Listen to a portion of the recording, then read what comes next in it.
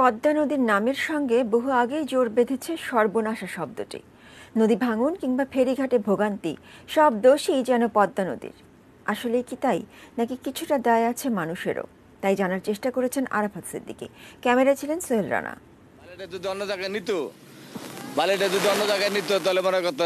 প্রায় 2 যুগ ধরে পদ্মা নদীর এই ভাঙাগড়ার খেলার সারথি হোটেল ব্যবসায়ী সেকান্দার সর্দার।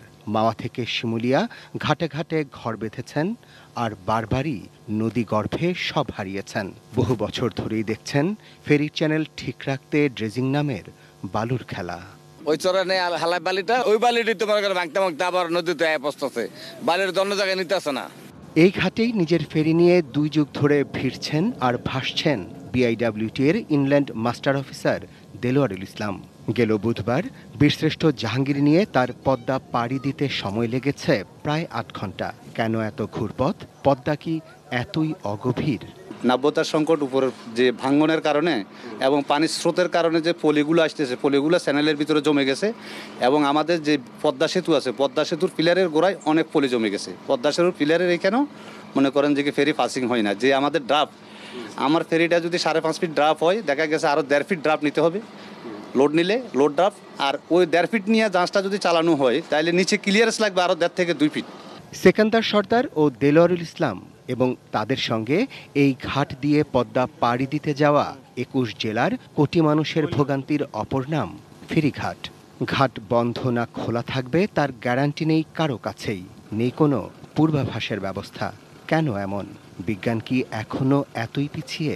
এই যে লার্নিং কার্ভটা একটা টেকনিক্যাল অর্গানাইজেশনে থাকতেই হবে, সেটা নাই। বিকল্পিতভাবে নদী শাসনের সাথে সম্পৃক্ত করে যদি ড্রেজিং করা হয়, ড্রেজিং লাগবে, কিন্তু পলি আসছে কোন দিক থেকে, পলি সেডিমেন্ট কোন দিক থেকে আসছে, কোন দিক থেকে যাচ্ছে, এবং মেইন চ্যানেলটা কিভাবে মুভ করছে, এটা তো মনিটর করা যায়।